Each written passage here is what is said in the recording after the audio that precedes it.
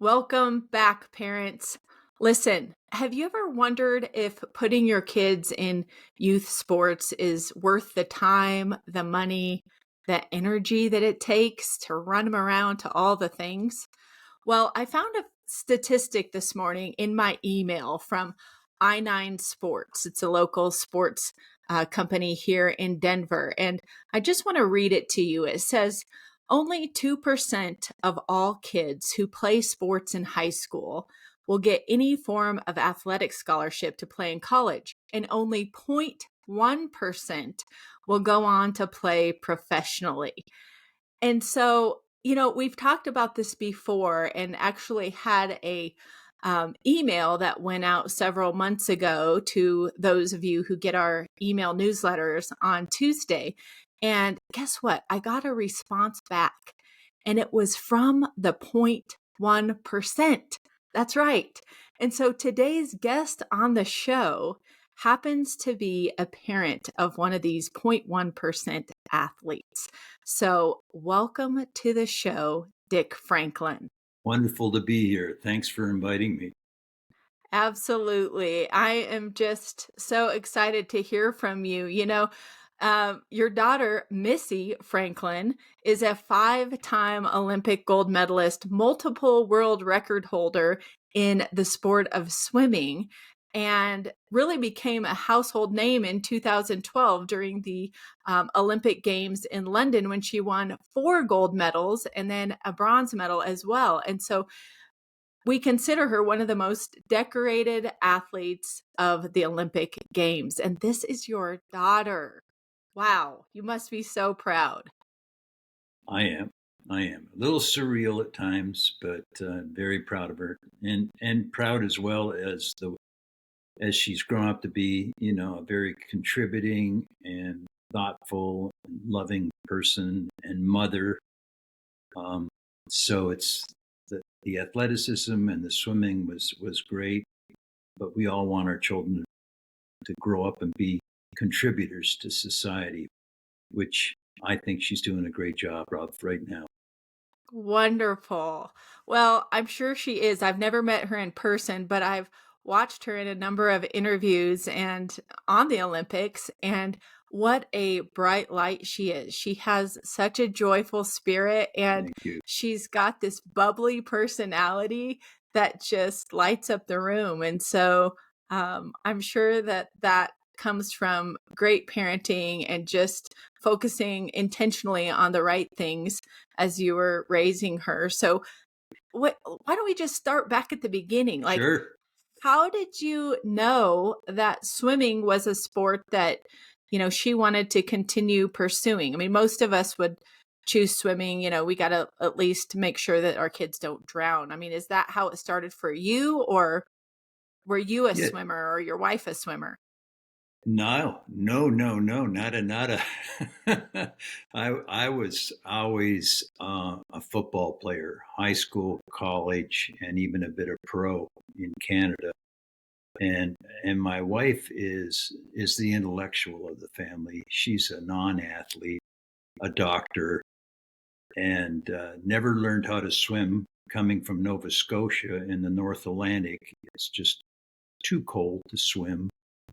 Didn't want that to happen to Missy. Wanted her to learn right away. We're aware of the statistics. And drowning is one of the major contributors of death in youth today in children, under 12. And so she started off with drown proofing at the Greenwood Athletic Club in Littleton, Colorado, back when she was 7 or 8 months. Oh, wow. One of those things where you kind of drop them in the pool and psh, here they go? Yeah, yes, there's instructors, private instructors, and they put them in the water. They get them used to getting their head wet and then eventually getting their face underwater, and then teaching them how to paddle to the side of the pool, getting them out in the middle of the lane, teaching them to paddle the side of the pool and then to grab on the side of the pool, then eventually to be able to put one leg up and crawl out of the pool. So very very focused on the drown proofing aspect as opposed to learning the breaststroke or learning the freestyle. Sure. Wow. That's where it all started, just drown proofing and just mom Yep, was saying, "I don't want her to, be in trouble if she's in a situation around water." She didn't know how to swim, so that was the motivation for starting Missy in the pool at 7 yeah. months old. The statistics are terrible in this country, especially with minority families, um, because some of the minority families don't get access to swimming lessons, or they don't get access to pools, and and there's some horrible outcomes from that. So Wow. having that in mind, then I got to give credit to my dear wife. She got her in there at 7 or 8 months, and she took to the water. She loved it. She big smile on her face from day one. So we knew she had a innate love for the water in the very beginning. And how could you tell? Because I'm thinking if you're a parent listening to this, how do you know when your You don't. child has kind of glommed You onto don't. something?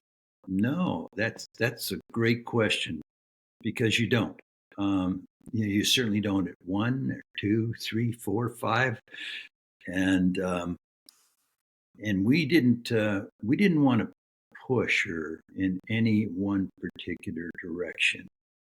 I've been in sporting goods it, professionally, working for companies like Adidas and Reebok and Head Sports. And tennis is another story of overzealous parents living their lives vicariously through their children and pushing Mm. too hard.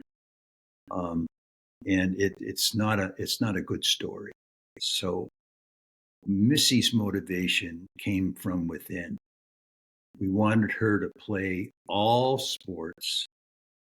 A lot of parents ask us, "Oh, you got her in the pool and you kept her in the pool, right? And you just push, push, push, push." No, no, no, no, no.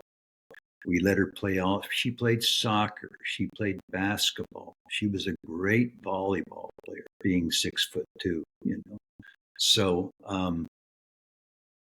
those sports gave her the opportunity to experience all those different things. Soccer, she loved.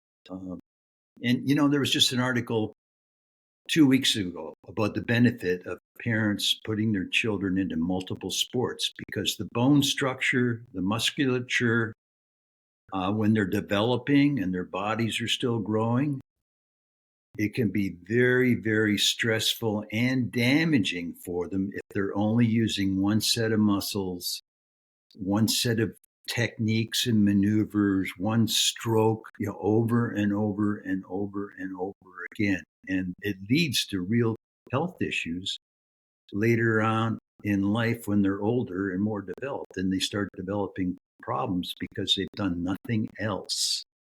So Wow. from a physiology point of view, this was just an article 2 weeks ago. And we did it because we just thought it was the right thing to do. Let her play all these sports. We're obviously from Colorado, so downhill skiing, she loved it. We had her on the boards when she was 4.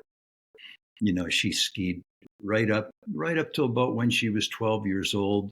When she came to us and said, Mom, Dad, I think I'm going to stop skiing. Oh, why, honey? Don't you like it? Oh, I love it. I love it.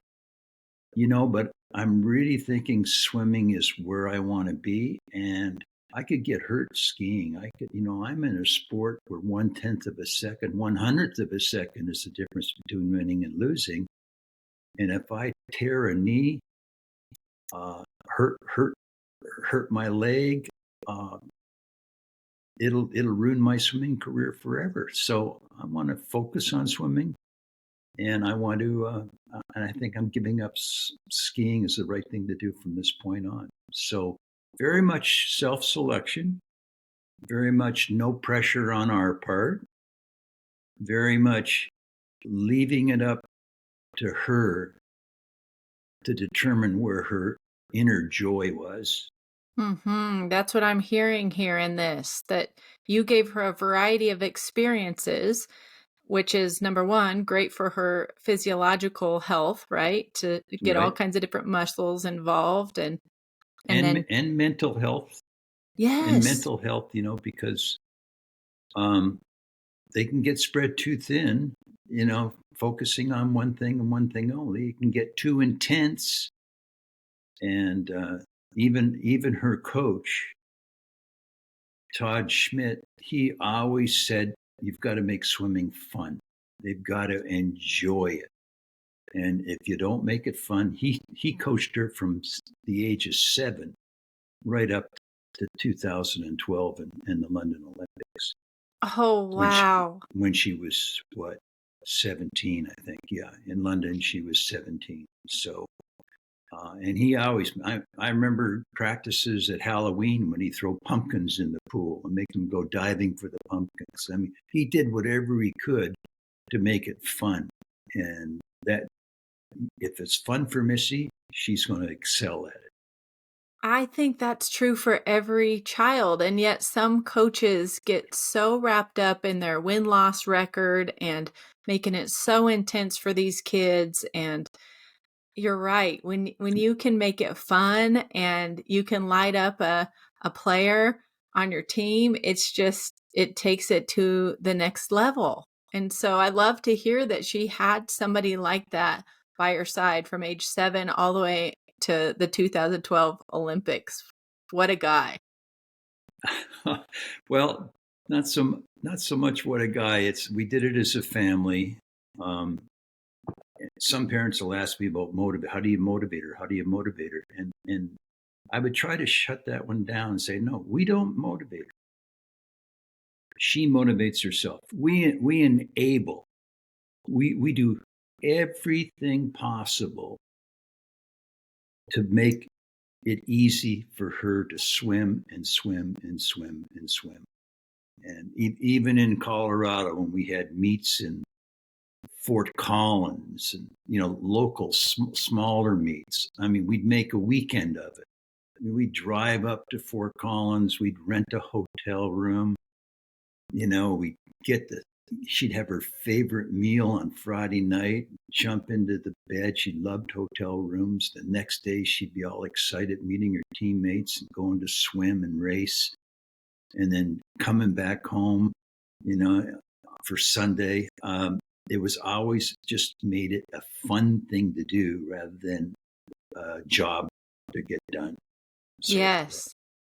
So, so how much time did her practices and you and your wife kind of running back and forth to things during the week? How much time did that take in her high school years, say when things started getting more competitive?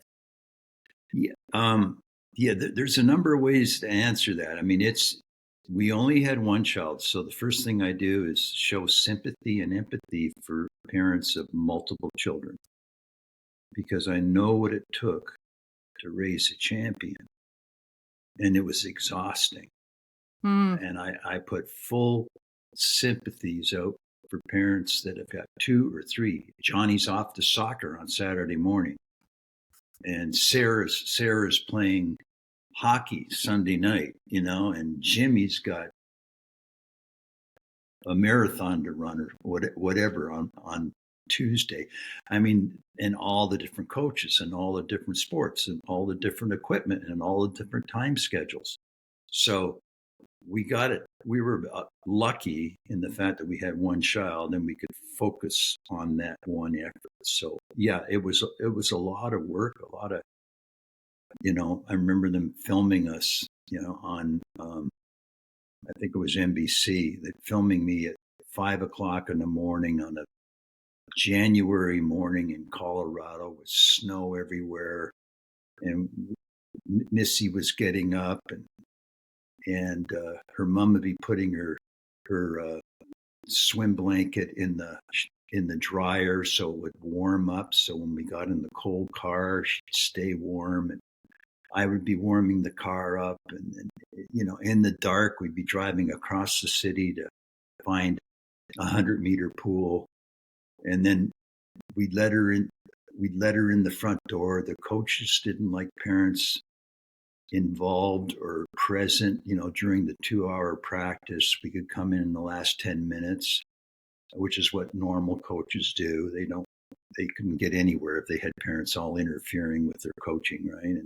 Right. And so I'd be sitting out in the dark with my dog in the SUV with the motor running to keep warm, or I go find a Starbucks.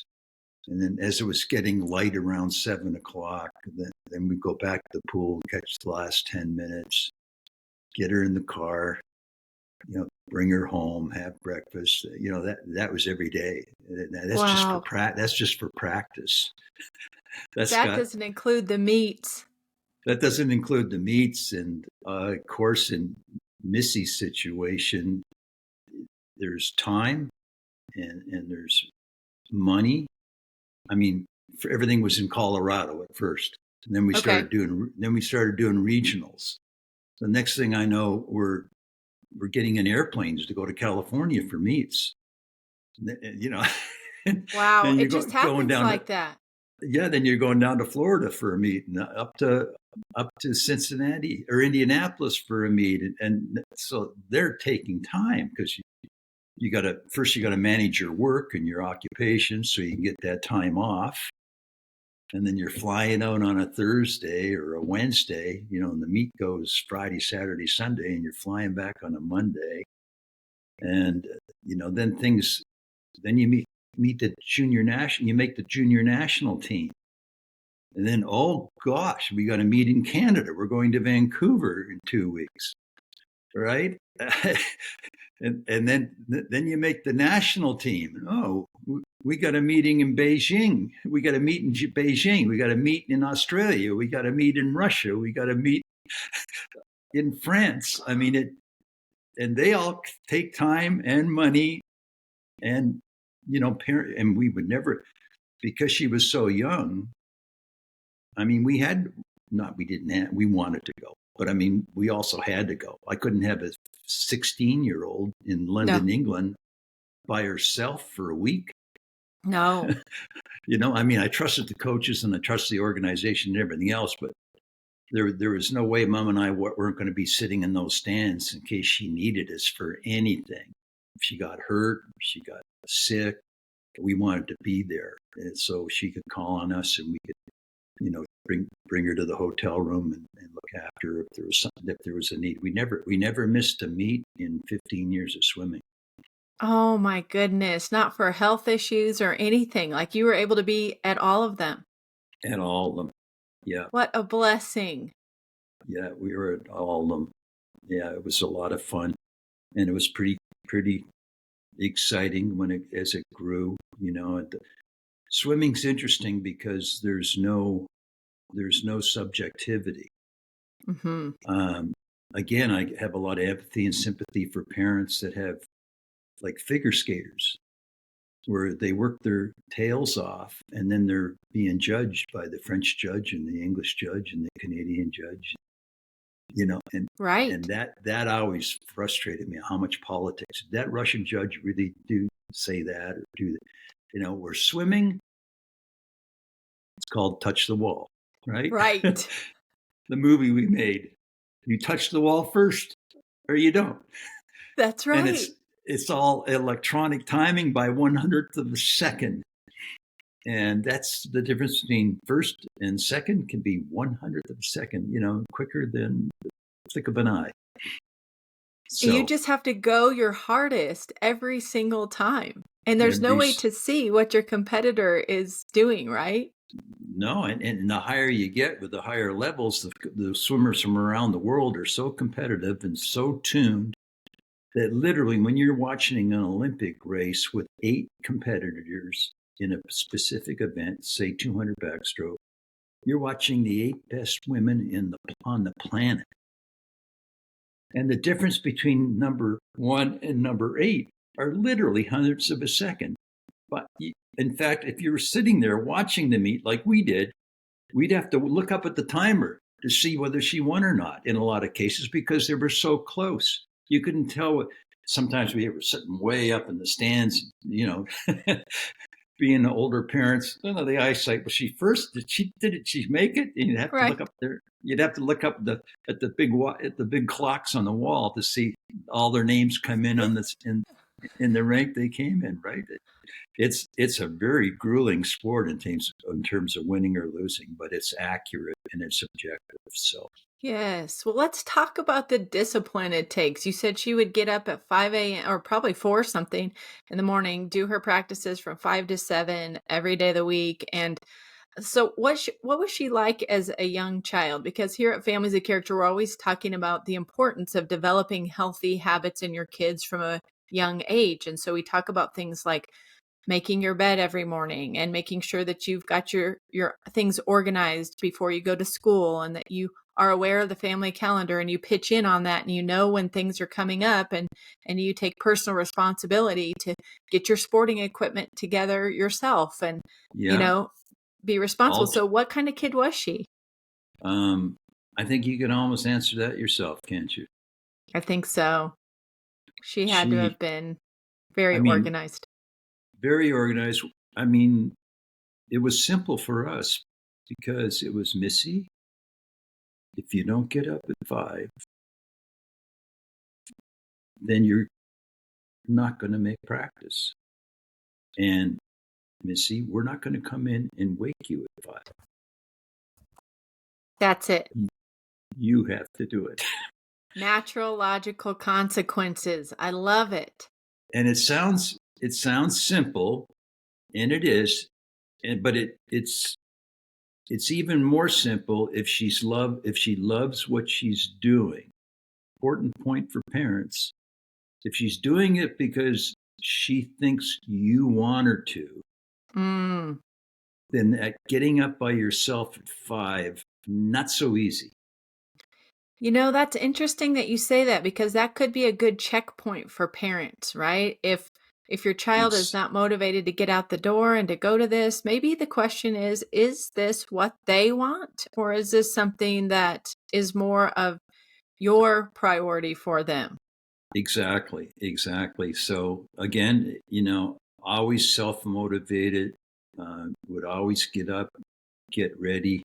Uh, she knew the train was leaving the station, the car was leaving the driveway for practice at 6 a.m. And if she didn't get up at 5, she wasn't going to have her breakfast and be ready to go. So she never missed a practice ever, Wow. Wow. not that I can remember, not for anything. And she was always so healthy; she never really was sick. So no, I don't think she ever missed a practice in What did umpteen years. what were some of her hobbies as a young girl? What did she like to do outside of swimming? Were there anything special that you remember about her? Gosh, she loved all sports. She loved school. She's a very social kid. She liked the sociability of sports. She Oh, loved belong because she was an only child, right? right. Didn't have sisters or brothers, so her teammates were her sisters and brothers. Hmm.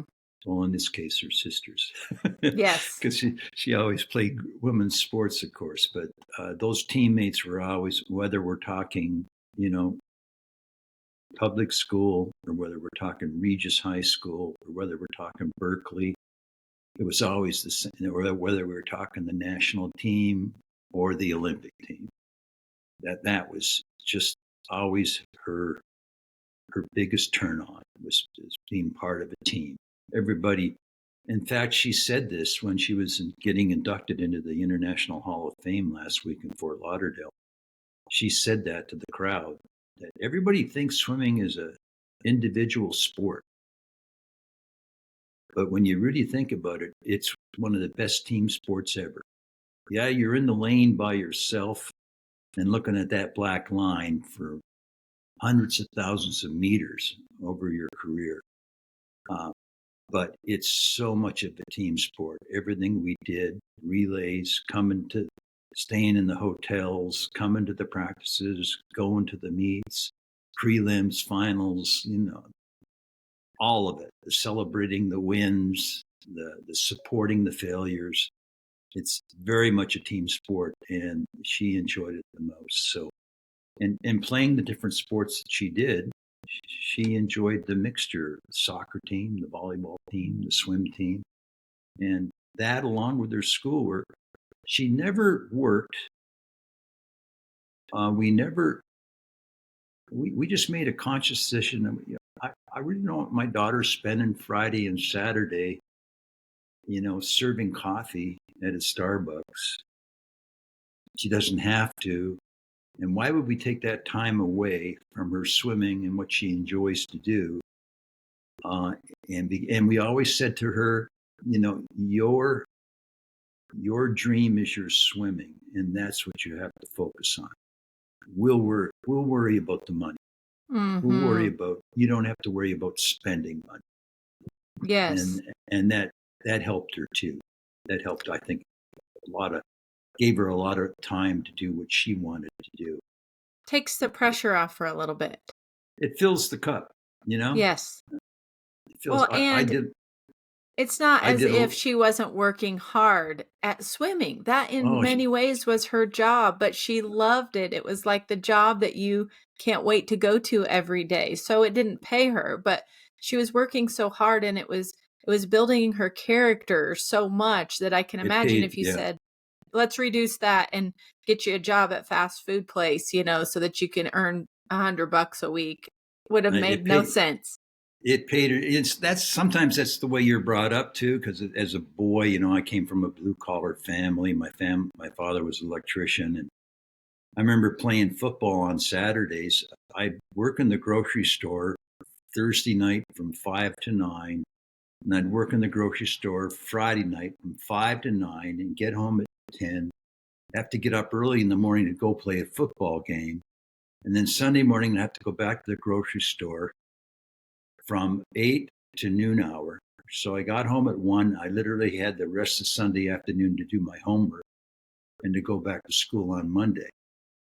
And it was tough playing a football game under those conditions. And I remembered that so well. It was part of, you know what? You're not going to do that. You're going to focus, focus, focus if that's what you want to do. And I think it made a big difference. I think some of those childhood experiences that we have often drive our decisions as parents of, oh, we're definitely going to do that like our parents did. Or, you know what? If we don't have to, we're going to sacrifice some things personally so our kids don't have to do that. And I'm hearing that, and it worked out beautifully for you guys. Yeah. I mean, letting them self-select, like the skiing and swimming thing. You'll laugh at this, but in the beginning, she even wanted to do gymnastics. And I remember saying to 6'2" her, with size yeah, 13 shoes, and she's going to be a gymnast. I love it. My daughter's a I, gymnast, so and she's tiny, this she, petite little gymnast. exactly right. And that's where the parent kind of has to come in a little bit and going, sweetheart, how many 6-foot gymnasts do you know? Right. How tall is Gabby Douglas, honey? You know, Yes. oh yeah, yeah. Aren't you having trouble doing a somersault? Yeah, those are kind of hard. It's I just love you it. let her work through it, right? Yeah, maybe that's yeah. And there are. Let's face it, there are physical. You mentioned the size 13 feet. There are definitely anatomical advantages in different sports. Yes. Even in swimming, breaststrokers are shorter, smaller than the freestylers. Okay. That's a whole different stroke, right? And Rebecca Sony, the world champion and good friend of Missy's. I mean, Missy and her standing side by side are like this, right? So even within sports and with specific events, there's physiological advantages and disadvantages. And so gymnastics was an easy one. Yes, yes. You could edit that one out pretty quickly. But I like how you said, and I do want to underscore the point that you made, is just the process you took her through to decide against gymnastics was beautiful, because you're asking her questions to get her to understand herself whether this would be the Exactly. right choice or not. And that is Exactly. a game changer in parenting. Yeah, she had to get that. Oh yeah. Yeah, you're right. I don't think that's going to work now that you say that. Yeah. So I think I'll rethink that one, Dad. Yes. Yes. Oh my goodness. Well, tell me a little bit about, like, what's one of the most, I guess, poignant memories that you have of Missy? Is there one particular race that she was in, that Oh, stands yeah. out? And tell I us mean, what that felt like and just take us there. hands down, London 2012, the 200 back, when she did it in 2 minutes 2:04:06, which was a world record and the gold medal. So you're sitting in the stands with thousands of other people, tens of thousands of other people. There was reportedly 1.2 billion people worldwide watching that event. Wow.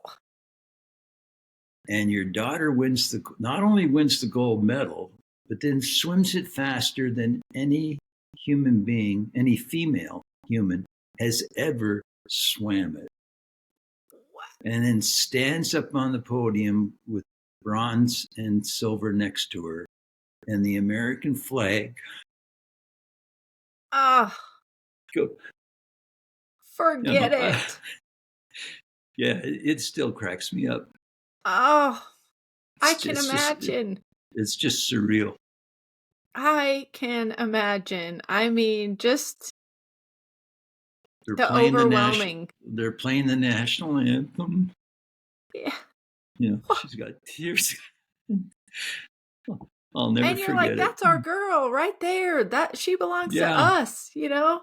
The fruits of our yeah, labor and just who she is as a young woman, it's all kind of right here in front of us, in front of the whole world to see. I can only imagine just the mix yeah. of emotions. Yeah, and it's like you say, that's 1/10 of 1%, right? That's the pinnacle. I mean, not only did she break a world record, but it just got broken in 2:19, which means that she was the fastest female on the planet for almost 7 years in the Wow, world. unbelievable. And then your whole world changes.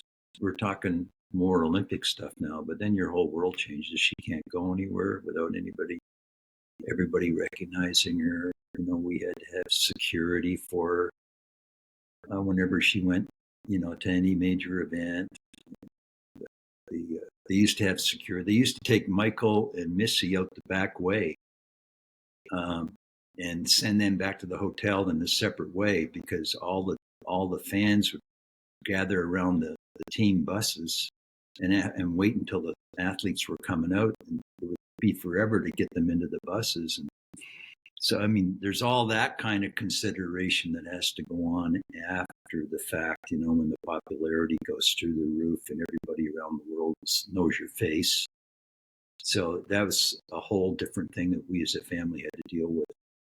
Wow, I can't imagine that because like you said, and all of a sudden you're employing security for her. She's backdoor to everything she goes to, and the Yeah, television interviews, radio shows, podcasts, like all the requests podcast. just coming in. How Yeah, did you manage all that? Does she have a manager that helps kind of schedule her and get her on shows and her mom did a great job of mummy manager, we called her, because she had to, as you can appreciate, because as long as you're amateur status, you can't you can't take any money in, right? Your NCAA rules. You can't. All this stuff is all amateur. I remember her getting checks at meets and then having these checks and handing them back to the officials because she couldn't accept them. So her agent didn't come in until she went pro. okay. And once she went pro, and then she started signing with Adidas and or Speedo and Coca-Cola, etc. And then the world changed a little bit differently financially, right? So security and stuff like that, we could handle. But in those early amateur days, it was much. Even at graduation at Regis, they did it downtown, And Governor Hickenlooper, or Mayor Hickenlooper at the time, he provided his own bodyguards for Missy at the downtown graduation for Regis High School because we didn't want her downtown on her own, without any security. Wow, what a different world. You just can hardly Yeah, imagine it as a parent, of young kids. Like that could be your reality. I mean, it will be very few it's people's reality, but it shot in the Olympic trials for London when she won the 100 back and became an Olympian for the first time. I mean, mhm. we said to her, "You'll always be an Olympian. Once you're an Olympian, you're always an Olympian." And coming back from the pool to the hotel, which were connected by a tunnel in Omaha, a bridge, I should say, she was being escorted out of the pool and back, and we were waiting in the hotel lobby. And here comes our little 17-year-old daughter, and she's got 4 Marines around her, 2 behind her and 2 in front of her, and they're escorting her back to the hotel. And I looked at my wife and said, "Our life just changed." Totally. Oh my goodness. Yeah. Wow. I just imagine the conversations the two of you must have had at night sometimes when she would be in bed and you're thinking like, you know, did we ever dream that this would be our life with this child? And Yeah. And like all parents, you always have you always have reflection. Are we doing the right thing? She's spending so much time in the pool. Are we depriving her of other things? Are we going to look back on this, 10 years from now and go, "Oh, she missed this, she missed that, she missed this," because when you're putting in 10, 12,000 meters a week, in a pool, it doesn't give you a heck of a lot of time for recovery, in many ways. mhm, So there is a cost to it. mhm. There is a cost to it. Well, I saw an interview that you guys did talking about a book that the three of you wrote, your wife, you, and Missy. Is that right? That's right. Yeah, Yeah. and she was talking about she was just so sweet to talk about how much she Let me learned get it from for you you. and your wife, during the writing of that book and how, she recognized the sacrifices that you guys made. Look at that book. If you're watching us on YouTube, you're seeing this right now. It's called The Relentless Spirit by Missy Franklin, her mother, DA, and Dick, her father. The Unconventional Raising of a Champion. Oh, when did the book come out? Oh, that came out right after London. Yeah, that came out. So 212, I think it was like we had a ghostwriter because, she just didn't have the time. So he would just come to our home in Colorado and sit down, take out his microphone, and he'd spend all day Saturday talking to us. And, Wow. about 6 months later, we got our first draft, and then we went through it all. And about a year later, it was printed. Oh, how exciting. And what an awesome collaboration for your family. It was truly a collaborative effort to put this book together. There's stories from all three of you inside. Yeah, it takes a village. It's not only us as parents, but her coach Todd Schmidt, all of her coaches, her neighbors. I mean, our little neighborhood, Heritage Greens in Littleton. I mean, those neighbors were just phenomenal. And when she got back from London, there were signs Ah, everywhere. "Congratulations, Missy," and "Missy this," and "Missy that." I mean, they were all over the neighborhood. They were on local restaurants. They had flags sticking out of our front lawn everywhere. how fun. Yeah, And it's true, it takes a village. The it takes community a village. aspect of all this is so important. And I was Very. wondering about that too. During all of this, competitive stuff, how did you and DA keep your marriage going and keep the spark alive when you're, when a lot of your focus is around the job that you have to bring the money in, and then also, you know, for Missy? I mean, were there certain things that you did as a couple to help, unify the two of you? I don't think we did anything different. And, being totally candid with you and honest with you, it helps that we were older parents. I mean, I was 50 when I had Missy. Okay. TA was 44. So I've often said many, many times, I wouldn't have been nearly the father that I have been if I'd have had her when I was 25. Okay. 25 to 40, I was, climbing the corporate ladder, striving for the next position, traveling constantly. I ran international positions, vice president and CEO. I was all about me and all about the career and just 80 hours a week, shirt and tie and suit in airplanes. Wow. And by the time I was 50, financially, didn't have to worry about anything. Professionally, I didn't have to prove anything. Right. And she was our miracle child, and we were gonna make sure we maximized everything we could to make her life as iconic as it is. Wow. That's awesome. And it does take a lot too to just keep a marriage going even before you have kids with traveling and flying and doing all these things. But Exactly. And we worked through all that, right? That was already done. Marriage was good. Finances were good. That we were ready. And when she came along, it was time to focus everything we had on her. yes. Yes. Wow. This has just been an awesome discussion. I just want to know it. Do you have any regrets at all? Well, the one I mentioned to you earlier was, you know, did she miss something in all this, right? And did the positives outweigh the negatives? Absolutely. I Okay. mean, every one of us today can sit back and say there are trade-offs, and we have to Sure. be mature enough and responsible enough to understand whatever we went this way, it cost us over here. If we went that way, it cost us over here. There is no perfect solution or balance. I haven't met anybody with it yet. So yeah, there's some misgivings, and yeah, there's some um, negatives that we'd probably like to have, you know, missed along the way. But um, as a family, we got took it all in, and we maximized it as much as we could, and we minimized those negatives as much Mhm. as we could. So being realistic about it, it was the right decision for her and for us as well. Yes. Well, tell us, what is Missy up to today?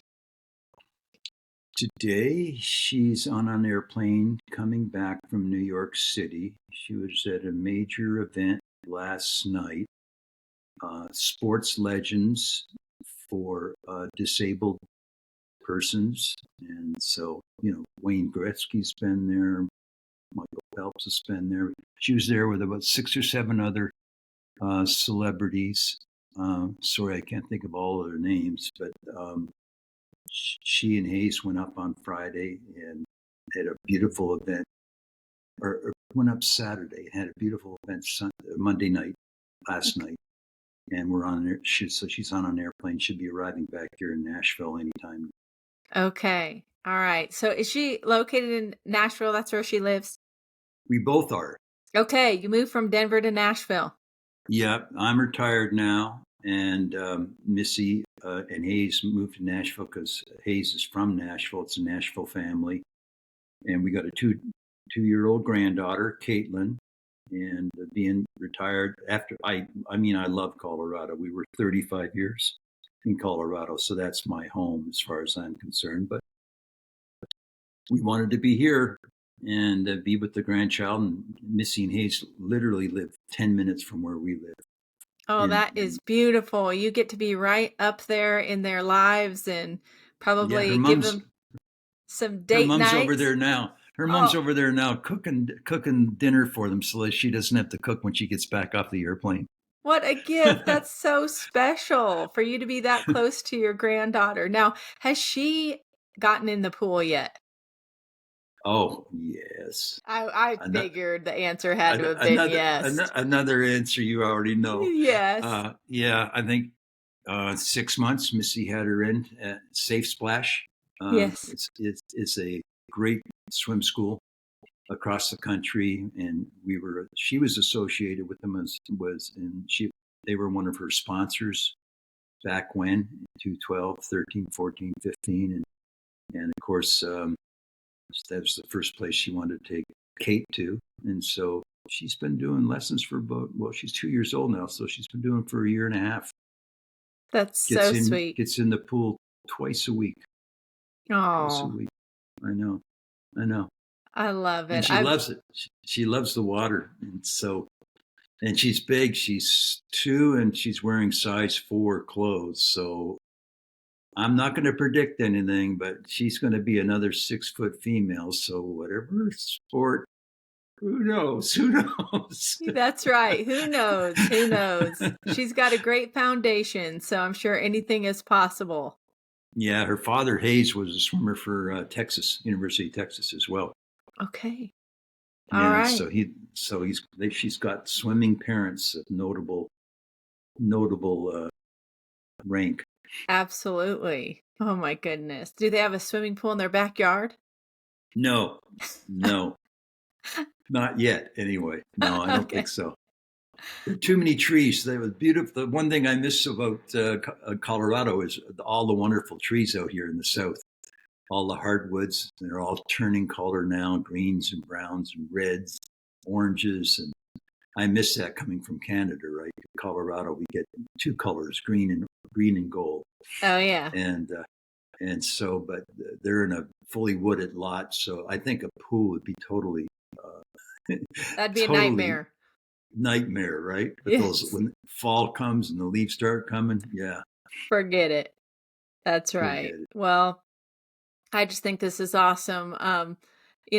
If people wanted to know more about Missy and what she's up to and organizations she's a part of, is the best way to kind of find her is missyfranklin.com, her website. Her website, she's on all the social medias. She's Okay. on Facebook. Instagram Um, and all of them. she's on Instagram. I think she's got 350,000 followers or 400,000 followers on Instagram. That is awesome and not surprising. Again, it's not just swimming and the fact that she broke world records, but it's her character. It's who she is.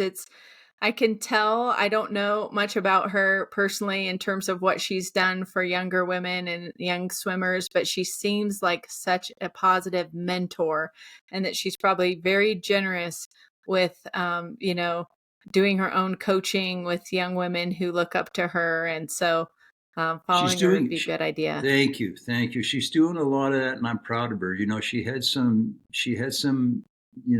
depression issues after Rio, and she's done a good job of working through those. Michael Phelps had major, mental issues. It's you can't go all the way to the sky and come back down again in such an abrupt way, and not, most people get affected, you know, Yes. by it. And she's turned that around into a positive because she speaks now, well, multiple times a year, many multiple times a year, all over, and a lot of it is speaking to young women on mental health issues. Mm, And I'm really proud of that part because she's making a difference. yes. So beyond the pool, she still has such a reach with women and helping young girls learn how to prioritize their mental health and what to do to just stay out of the deepest darkest pits of depression. And I could appreciate that. Being a counselor for 20 years in mental health, I know how important it is, There you to go. keep tabs on that. And a community, teammates, admitting that you're falling down into the depths is the first step, but then also just asking for help and then being willing to help others too. Exactly. Mm. Exactly. So she is doing a lot of that, and still doing a lot of things professionally, with a number of different sponsors, and traveling a lot. And she's so between the baby, the husband, and the career spokesperson, uh, appearances, etc. She's a very busy young 28-year-old. She is. It would be really fun to have her on the show to talk about how she manages kind of this celebrity life as a wife and mother too. So maybe I'll get brave and ask her if she'll reach out and say yes for the Families of Character show. Sure. Yeah. I mean, please do. She has an agent now, so normally everything gets filtered through the agent, right? So, Sure. but I'd be more than happy to pass along the name of the agent Jeff for you, because he's been her agent, since day one. So he's wonderful at managing all the different balls in the air. Yeah, I bet he is. He'd have to be. So you and your family's familiar with Families of Character, and Missy's familiar because you got an award from our organization in like 2016. Hold that baby up. You got a trophy from us. There you go. Let's see that. Oh, yes, the Franklin family. It says Family of the Year 2016. That was presented to you at a conference that was put on by Families of Character. How did you feel getting that award at that time from Steve Markle, the founder? We had that at the wildlife experience over off Lincoln Oh, yes, in Parker, Colorado. in Parker, Colorado. Yep. And it was wonderful. It was a wonderful event. And we just loved the people. We just loved the people there. They were so kind. And I had a lot of people I knew in Denver after 35 years, of course, but this was an organization that recognized, not me, but us as a family. And I that was really unique and special for us, for the three of us to do that. Well, that is our mission, is just to recognize families and parents who are being very intentional and raising their kids to be contributors, like you talked about. The most important thing is for them to, be generous and to give their gifts away in service to others, because that's really the highest form of love, is being able to serve another person. And so whether that, comes through being raised as a swimmer and being disciplined in your practices and performances, and you know or however that happens, we love to recognize families for that, because there's a lot of pressure, culturally speaking, for parents to do Yes, all these things, and you can really lose sight of the critical few things that matter the most, which is, in our you, opinion, your you can marriage and your family life. your family, and you can do too much. Yeah, Yes. I've said to some dads, that tough dad, that tough father routine, only goes so far. You can push too hard, and you can overreach, and some of these athletes, especially in the tennis world. I used to be CEO of Head Sports, Head Tennis, and I've seen some horrible cases of young tennis players getting burnt out at 12 or 13. Andre Agassi was one of our pros. He played with a head tennis racket. And if you ever read his book about how his father brought him up, it's a wonder he got as far in tennis as he did, because he just hated every minute of it. Mm. And you can just, that's the wrong way to do it. You just you have to move it along at the appropriate pace, and it has to be what your child wants to do. So, and I do really believe that if you push them too hard, you never know when they're going to snap, or just walk in one day and say, "Mom, Dad, I'm done," and you could have really stifled what could have been a very successful career. I think that really sums this up well, is that you don't have to be afraid of being your child's friend. They know you're their authority, right? But Yeah, being right. friendly and letting them lead and trusting that they know what's best for them in this situation is And admit to yourself that you don't know it all. Mom and dad, you're human. You've got jobs. You got other children. You got a lot of things on your plate. Guess what? You're not expected to know it all. mm, My favorite slogan was, you be the parent, let the coach be the coach. yes, Stay away from it. Stay out of it. I played football. It was easy for me. I didn't know anything about swimming. And right. I would say to Coach Todd, I'm never going to ever question your coaching.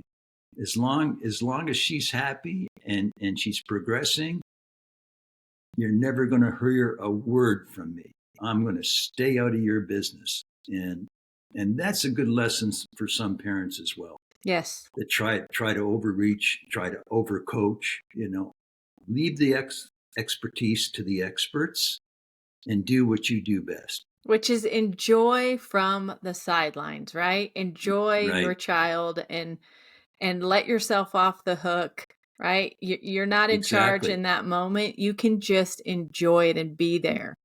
Exactly. Don't Why put the pressure on yourself? Exactly. Wow. Well, thank you, Dick, for being part of our show today. This Oh, has thank been you. such a great experience, and we're so grateful for you. You know, would love to, keep the relationship going and touch base with you down the road and check in on that sweet little grandbaby of yours too. Oh, well, you know how to reach me. I absolutely do. Parents, listen, if you are just contemplating, do I have the 0.1% athlete or do I not? And if the answer is yes, I do, you know, don't be afraid to reach out to someone else who's gone before you to get some advice about, how far to take it or which direction to go or how to let your child lead. It takes a village, just like Dick said, and you're not alone. You're part of our Families of Character community. And so we want to provide you with the resources on both sides of every issue and make sure that you're supported in your efforts as parents. Also, we have some parent coaching available for you through Families of Character now. That's one of our new initiatives. We have been primarily a product-based organization where we are pumping out chore charts for parents and kids and journals that help them grow in character. But one of our new, most latest kind of initiatives has been coming alongside parents and actually coaching you through the phases of parenting, helping to kind of level up your game in marriage and really learn how to effectively manage the chaos of the family calendar, and then really how to get your family playing together as a unified team. Because I think Dick said it perfectly when he was talking about family life and how they would kind of schlep around together everywhere, the three of them, and that your family is by far the most important team you will ever be part of. And so at Families of Character, we want to support you in that effort and being the best team that you can be. So make sure that you check out our coaching at familiesofcharacter.com. You can find that listed under our shop button. And another thing, we are a nonprofit organization, so we have relied on the support of donors for 14 years. And we are so grateful for all of our supporters. And if you would like to support our organization, keep the lights on, keep the show going, and continue this coaching that we're offering, we would love your support as well. So you can go to familiesofcharacter.com and hit the donate button if you would like to offer a tax-deductible donation. All right, guys, I'm going to catch you on another episode of the Families of Character Show real soon. Stay tuned.